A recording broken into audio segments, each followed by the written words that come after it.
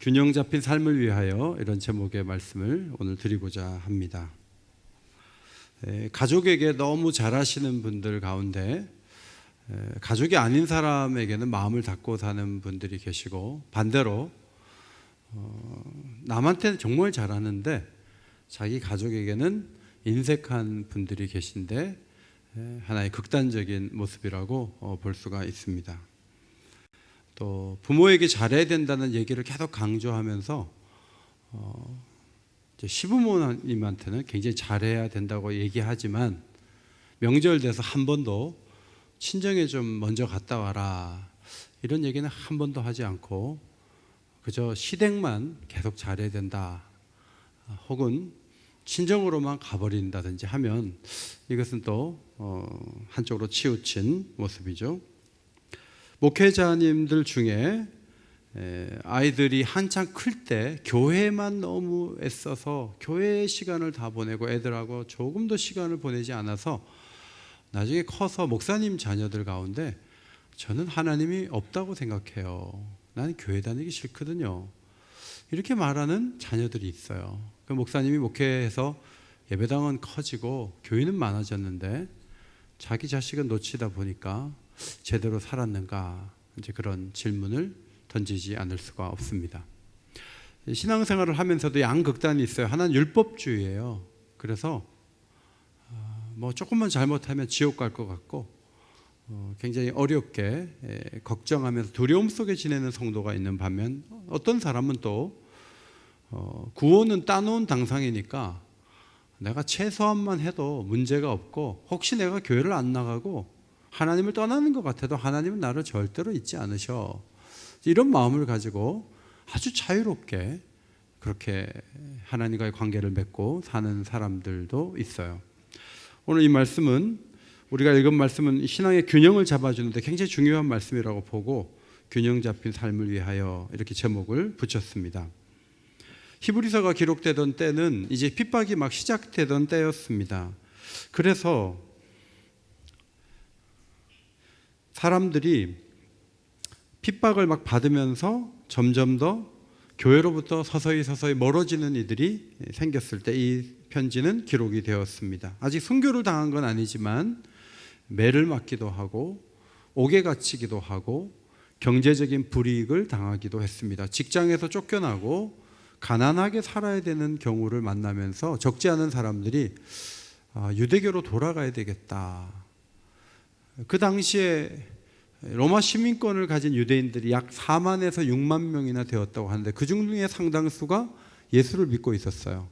그런데 핍박이 계속되고 경제적인 불이익까지 있다 보니까 과거로 돌아가야 되지 않겠는가. 특별히 유대교로 가면 유대교는 관용 정책의 대상이 되는 종교이기 때문에 자유롭게 회당을 오가면서 신앙생활을 할 수가 있어요.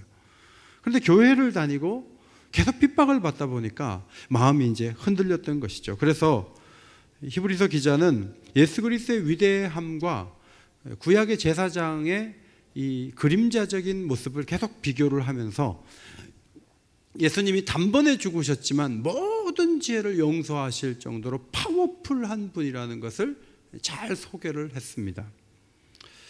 문제는 그렇게 얘기를 했음에도 불구하고 유대교로 그냥 돌아가 버리면, 그러면 그 사람은 어떻게 되는가? 이제 그것이 문제로 남게 되는 것이죠. 오늘 말씀은 돌아가 버리면 어떻게 되는가? 그것을 잘 다뤄주고 있는데, 먼저 26절을 성경을 보시고 같이 한번 읽도록 하겠습니다. 26절 말씀 성경 보시고 읽습니다. 우리가 시작. 우리가 진리를 아는 지식을 받은 후 침짓 죄를 범한즉 다시 속죄하는 제사가 없고. 진리를 아는 지식을 받았어요. 이제 교회를 다니고 세례도 받고 직분도 받고 그렇게 하다가 의도적으로 너무 핍박이 세니까 이제 돌아가 버리면 어떻게 하는가 하는 거예요. 헬라어 헤쿠시오스라는 짐짓이라는 단어는 의도적으로 고의로 자기가 원해서 그런 뜻을 가지고 있어요. 십자가의 은혜가 얼마나 귀하고 소중한지를 이미 알고 있으면서도 핍박이 힘들어서 과거로 돌아가면 어떻게 되는가? 26절, 다시 속죄하는 제사가 없고, 다르게 말하면 용서받지 못한다, 이렇게 강력하게 이야기를 합니다. 우리에게 우리 시대에 이 문제를 적용해 봅니다. 예수님이 단번에 피 흘리심으로, 그 피로 우리는 은혜의 보좌 앞에 나갈 길을 열어서 하나님 앞에 나갈 수가 있게 되었어요. 여러분, 어떤 죄를 지어도 얼마든지 언제든지 우리는 용서를 받을 수가 있습니다. 사실입니다. 그러면 그리스도의 속죄를 잘못 이해하게 되어서 의도적으로 죄를 계속 범한 다음에 용서를 나는 받을 거야 하면서 죄를 계속 범하면서 난 용서받을 수 있어 라고 한다면, 그렇게 짓는 죄는 어떻게 되는 것인가 할 때 그 죄는 용서받을 수 없다 하는 것을 26절이 명확하게 말씀하고 있습니다. 여러분에게 어떤 음식도 소화를 잘 시킬 수 있는 소화제를 제가 드렸어요. 체했을 때 먹는 거 괜찮은데 의도적으로 막 2시까지 밥 먹고 돼지고기 먹고 소고기 먹고 양고기 먹고 계속 먹는 거예요. 그래갖고 그냥 소화제 한번 어떻게 되는가 시험해 보려고. 그래서 밤마다 계속 소화제를 복용하면서 계속 먹는다면 그 사람은 병들지 않을까요? 오늘 그런 추측을 가능하게 하는 말씀이 있잖아요. 히브리서 10장 17절 18절 말씀이에요. 앞에 보시고 같이 한번 읽겠습니다. 시작. 그들의 죄와 그들의 불법을 내가 다시 기억하지 아니하리라 하셨으니 이것들을 사하셨은즉 다시 죄를 위하여 제사 드릴 것이 없느니라. 이 말씀은 구약의 제사장 제도에 비해서, 제사장 제도는 매번 하나님 앞에 나가서 제사장이 바뀌어지고 제물이 바뀌어지면서 계속 동물 제사를 드려야 용서를 받을 수 있음에도 불구하고, 예수님의 그 피는 다시 제사 드릴 게 없고 불법을 다시 기억하지 않을 정도의 완벽한 용서를 불러오는 능력의 피다 하는 것을 강조했어요. 그러면 이 말씀을 잘못 들으면 유대교로 돌아가도 용서받고 앞으로도 괜찮겠네 하는 생각을 할 수도 있고, 우리에게 적용하자면 뭐 내가 죄를 좀 저지르고 용서 구하면 되지 뭐 무슨 문제야? 이러면서 죄를 크게 여기지 않고 쉽게 짓는 자리에 나아갈 수도 있는 건데, 오늘 이 말씀은 예레미야 31장 34절을 인용한 거거든요. 불법을 기억하지 아니할 것이다, 그 말씀을 인용한 것인데, 제가 이렇게 보니까 이단 가운데 구원파가 있잖아요. 구원파가 예레미야 31장 34절을 인용을 해요. 바로 이 부분에 구원파가 해석을 잘못해서 이단이 된 거예요. 구원파의 교리를 몇 가지 제가 좀 정리를 해보니까, 예수를 알고 나서도 회개하는 것은 사죄의 확신이 없는 불신의 증표다. 예수님이 다 용서해 이미 다 해줬는데 회개조차도 할 필요가 없다. 그렇게 말하면서 만약에 회개를 한다면 아직 당신이 구원받지 못한 증거다, 이렇게 가르치는 거예요. 그리고 뭐라고 하냐면, 한 번 구원의 확신을 받으면 어떤 죄를 지어도 구원은 취소되지 않는다. 여러분, 이게 칼빈주의 5대 교리, 성도 견인의 교리가 아니고요, 구원파의 교리예요. 무슨 짓을 해도 괜찮다. 여러분, 하나님과의 관계는 언약 관계예요. 그래서 무슨 짓을 해도 괜찮다가 아닙니다. 너무 마음이 넓은 남편이 있고 너무 마음이 넓은 부인이 있어요. 그런데 언약을 깨뜨리는 행동을 밖에 가서 반복하면요, 그 가정은 깨져요. 하나님과의 관계도 마찬가지예요. 하나님과의 관계에 있어서 이래도 저래도 나는 천국이야, 나는 하나님 자녀 됐으니까 절대로 나를 포기하지 않아, 뭐 성경에 그런 관점도 있어요. 그러나 한 번 구원받으면 어떤 죄를 지어도 구원은 취소되지 않는다고 하는 것이 구원파의 중요 교리라는 걸 기억하셔야 돼요. 세 번째, 구원받은 후에는 회개할 필요도 없다. 네 번째, 믿음으로 구원 얻었으니 교회 제도에 얽매일 필요가 없다. 이게 구원파예요. 교인들 가운데 철없어서 에휴, 뭐 주일 성수니 뭐 11조니 새벽기도 그거 사람 다 귀찮게 하는 거고 율법적인 거라고. 여러분, 그런 말이 입에서 나왔다면 구원파에 다녔던 사람이에요. 틀림없어요. 그리고 안 다녔는데 그런 말을 쉽게 했다면 하면 안 돼요. 그것은 제도권 밖에 이단들이 하는 얘기예요. 신앙생활을 그냥 쉽게 대강하는 게 아니에요. 진리를 알면서도 의도적으로 범죄하는 경우 29절을 보니까 세 가지 잘못이 있다. 첫 번째, 하나님의 아들을 짓밟는 것이다. 그래서 짓밟는다는 것은 경멸하는 행동을 의미합니다. 예수님이 피 흘려서 생명을 주셔서 우리를 구원하셨고 죄를 씻어 주셨습니다. 그런데 내 죄를 용서해 주셔, 무조건 용서해 주시고 언제든지 회개하면 용서해 주셔, 그럼 다음에 죄 짓고 회개하지 뭐. 이 말은 하나님의 아들 짓밟는 거예요. 간과 폐가 더 이상 쓸 수가 없어서 간은 큰아들에게서 폐는 작은아들에게서 이식 수술을 하는데 병원에 대단한 의사가 있어서 수술을 잘 끝냈어요. 죽어가던 아버지가 살아났어요. 그런데 아버지가 건강하게 되니까 술을 막 먹고 담배를 또 펴. 그 사람들이 미쳤냐고, 어떻게 그러냐고 그랬더니 아들이 둘이 더 있대요. 자기 괜찮대. 또 급하면 두 아들 또 해가지고 또 이렇게 해소하면 괜찮대. 여러분, 그 아들 정말, 그런 아버지 진짜 나쁜 아버지 아니에요? 하나님의 아들이 십자가에 죽어서 내 죄가 깨끗하게 됐는데 죄 지으면 회개하면 용서하면 되지 뭐. 여러분, 하나님의 아들을 짓밟는 거예요. 정말 해서는 안 될 일이에요. 두 번째, 자기를 거룩하게 한 언약의 피를 부정한 것으로 여긴다.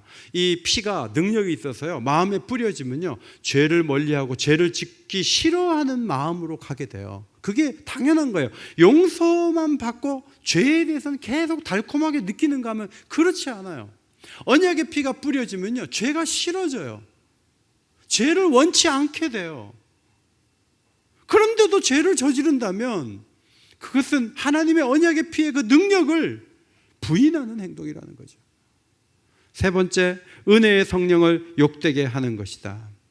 죄에 무너지고 죄에게 자신을 의도적으로 내어주는 사람은 성령을 모독하는 죄를 짓는 것이죠. 마가복음 3장 29절, 누구든지 성령을 모독하는 자는 영원히 사하심을 얻지 못하고 영원한 죄가 되느니라. 성령을 모독하는 방법 가운데 하나가 뭐냐면, 속에서 성령이 안 되거든, 하나님 말씀 지금 어기고 있거든, 그러면 안 되거든 하는데 십자가의 피로 되거든 하면서 가서 죄를 저질러. 그것은 성령을 모독하는 죄죠. 그렇다면 그 받을 형벌은 얼마나 더 무겁겠느냐 생각하라. 30절, 원수 갚는 것이 내게 있으니 내가 갚으리라 하시고 또다시 주께서 주의 백성을 심판하리라 말씀하신 것을 우리가 하노니. 어디서 말씀하셨는가 찾아보니까 신명기 32장 35절이에요. 앞에 보시고 같이 읽겠습니다. 35절 시작. 그들이 실족할 그때 내가 보복하리라. 그들이 환난 날이 가까우니 그들에게 닥칠 그 일이 속히 오리로다. 이 말씀은 누구에게 했냐면 가나안에 들어가는 하나님 백성에게 한 말씀이에요. 들어가서 윤택하고 배부르고 잘 살게 될 때, 하나님을 모른다 했을 때 그들에 대해서 하나님이 내가 보복하리라, 이렇게 말씀을 하셨어요. 언제는 땅을 주신 분인데 언제는 심판의 대상이 될 수가 있다는 것을 이중적으로 밝혀주신 것이죠. 그래서 결론 31절, 살아계신 하나님의 손에 빠져 들어가는 것이 무서울진저. 무섭다. 하나님 손에 빠져들어가는 것은 무섭다. 사무엘하 24장에 나는 하나님 손에 빠지기를 원합니다, 다윗이 얘기했는데 하나님이 그래 내가 심판할게, 사람에게 쫓기지 말고 내 손에 맞아라 하면서 7만 명이 죽어서 7만 명. 다윗이 그렇게 될 줄 알았으면 다른 길을 선택했을 거예요. 하나님 손에 빠지면요 굉장히 무서운 길로 들어가게 되는 거예요. 쉽게 유대교로 돌아가고 교회를 등진다, 무서운 결과가 올 수 있다, 하나님 손에 빠질 수 있다라고 경고를 하는 것이죠. 교인들 가운데 이제 교회를 다니다가 열심히 다니다가 안 다니는 분들이 계세요.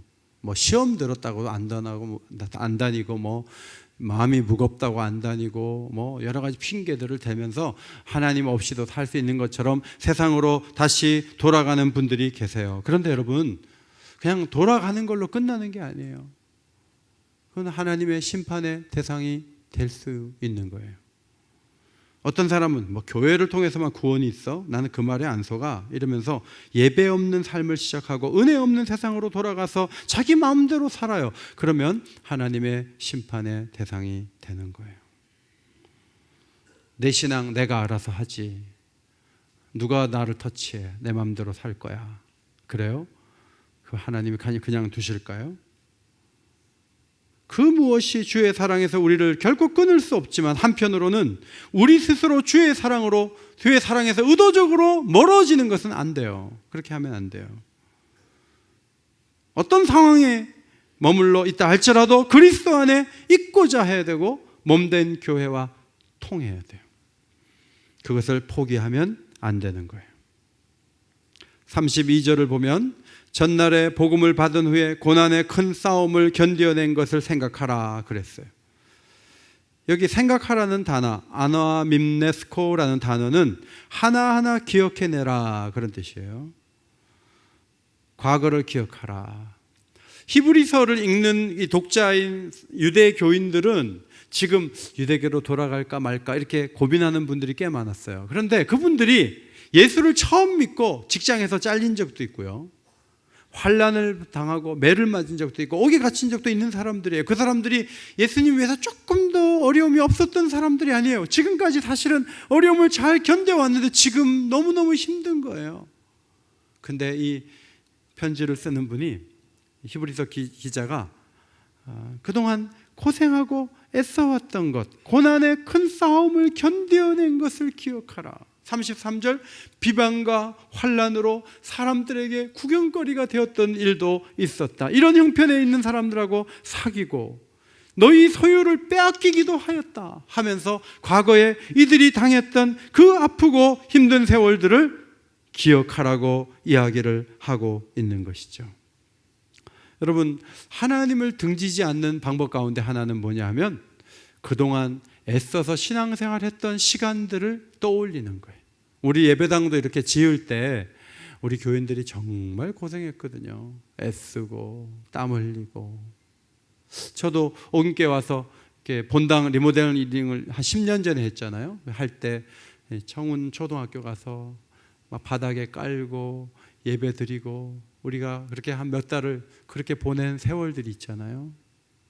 우리가 헌신하고 애썼던 그런 시간들이 과거에 있었어요. 그것을 아무것도 아닌 것처럼 여기면 안 돼요.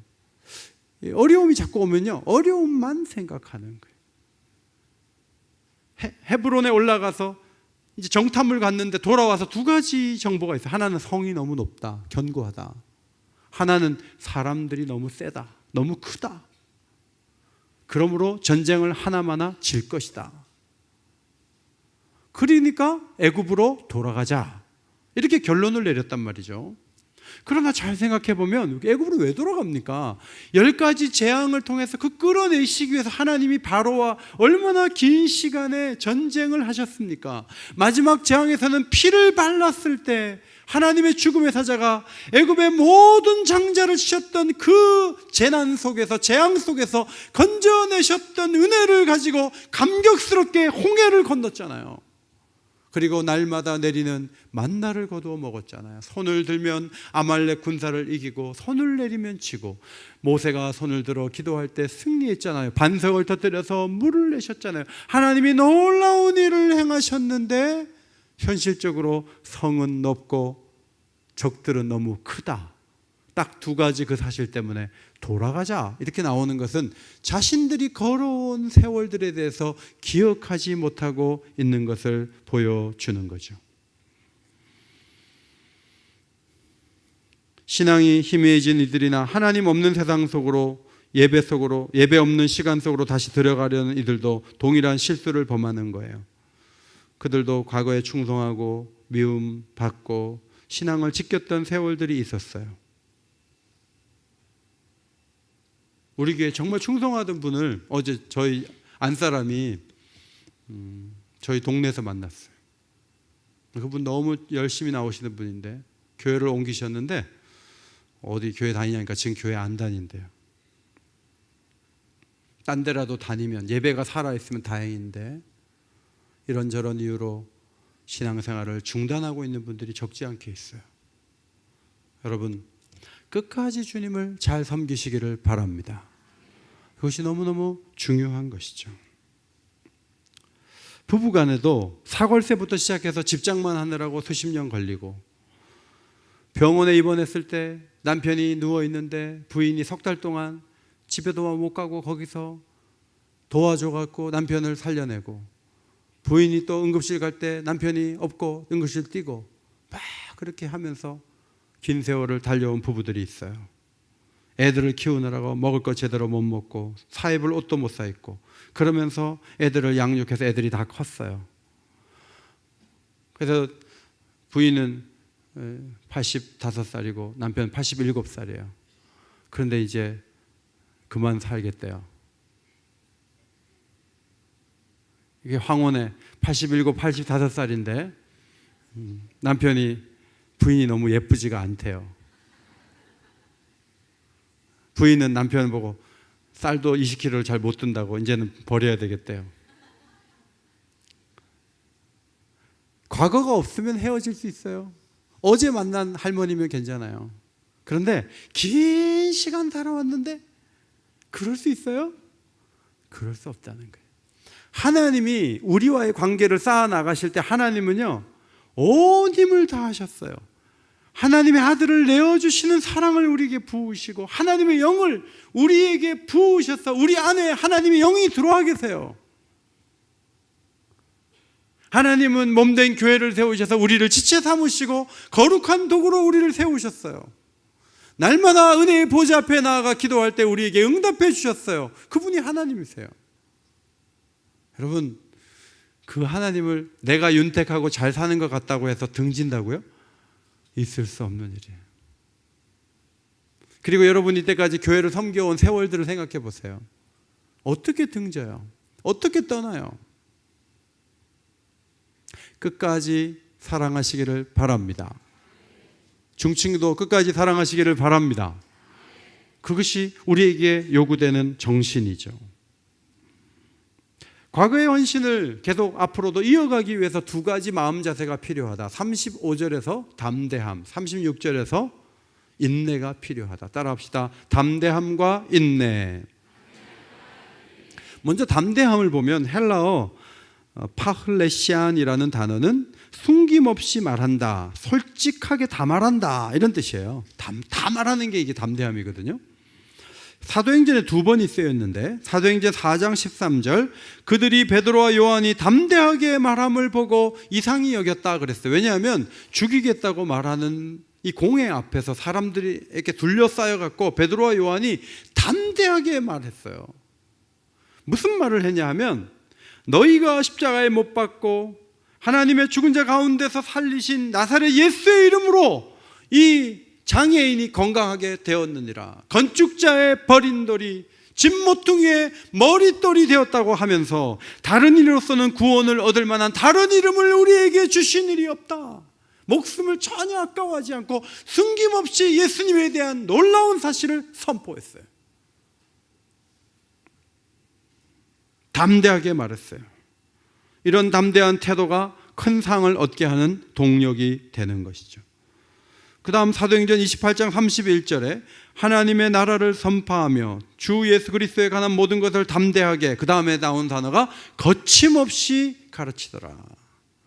헬라어 거침없이라는 아콜루토스라는 단어는 자유롭게, 방해받지 않고, 사실 이 바울이 로마에 가서 이제 갇힌 거거든요. 갇혀 있는데 자유롭단 말이죠. 한편으로는 숨김없이 다 말할 뿐만 아니라 아주 자유로웠어요. 그 누구도 방해할 수도 없고 얽매일 수도 없어요. 그냥 담대하게 거침없이. 이번 명절에 여러분 친척들을 만나잖아요. 담대하게 거침없이 상처 입은 걸 얘기하면 안 돼요. 시어머니한테 이번에 한번 내가 할 말 다 해버릴 거야. 어떻게 되는지 한번 봐야지 하고 막 가가지고 담대하게 거침없이 말하는 며느리가 있으면 집안이 어떻게 되겠어? 우리 며느리한테 내가 담대하게 거침없이 다 말해버려야지. 그런 뜻으로 준 말씀이 아니죠. 이 말씀은 예수님에 대해서. 이번 명절에 그리스도 밖에 있는 분들이 있습니까? 아니면 은혜가 약해져서 점점 더 주님으로부터 멀어지는 사람들이 있습니까? 담대하게 그들 앞에 예수님을 선포하시기를 바랍니다. 예수님의 도우심, 예수님의 사랑, 예수님의 은혜, 이것을 말할 수 있어야 돼요. 36절에 인내가 필요하다. 하나님 뜻을 행한 후에 곧바로 약속하신 것을 받는 것이 아니잖아요. 기다려야 되죠. 신앙생활은 장기전이니까. 요한계시록 13장 10절, 제가 요한계시록 볼 때 제일 놀라운 발견이 13장 10절이었어요. 따라합시다. 인내와 믿음.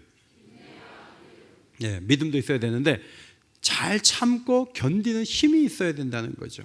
계시록 14장 12절, 성도들의 인내가 여기 있나니 그들은 하나님의 계명과 예수에 대한 믿음을 지키는 자니라. 인내하는 자만이 끝까지 믿음을 지킬 수 있어요. 잘 견뎌야 돼요. 오래 견뎌야 돼요. 끝까지 견뎌야 돼요. 중간에 포기하면 안 한 거하고 똑같은 거예요. 근데 견디려고 이를 세게 악문다 그래서 견뎌지는 건 아니에요. 하나님의 사랑이 우리에게 부어진 바 돼야 돼요. 하나님의 사랑의 특징 가운데 많은 특징이 이 참고 견디는 힘으로 고린도전서 13장에 기록되어 있죠. 자, 고린도전서 13장 4절 우리 한번 같이 읽을까요? 시작. 사랑은 오래 참고 모든 것을 참으며 모든 것을 바라며 모든 것을 견디느니라. 사랑은요, 오래 참으면서 모든 것을 견디는 것까지가 사랑이에요. 그래서 하나님의 사랑이 우리에게 충만히 오면 중간에 포기하지 않는 사람이 될 수가 있어요. 내가 더 이상 못 참아. 그거는 사랑이 내 마음에서 끝났다는 뜻이에요. 끝까지 견디시기를 바랍니다. 끝까지 참으시기를 바랍니다. 끝까지 그렇게 해야 돼요. 끝까지. 37절, 잠시 잠깐 후면 오실 리가 오시리니 지체하지 아니하시리라. 자, 이것도 인용 구절처럼 돼 있어서 구약에 어디에 이런 말씀이 있는가 봤더니 이사야 26장 20절에 잠깐 후에 여호와의 진노가 지나가겠고, 하박국 2장 3절 종말이 속히 이르겠고 지체하지 않고 반드시 응하리라. 이 말씀을 같이 합해가지고 37절에 인용을 한 겁니다. 성도들이 견디는 방법은 그거예요. 고난과 아픔과 어려움이 계속 영원하다고 생각하지 말아야 돼요. 언젠가 끝나요. 근데 그 시간이 너무 길다고 보지 마세요. 잠깐 지나면 끝나요. 여러분 가운데 힘든 문제가 있습니까?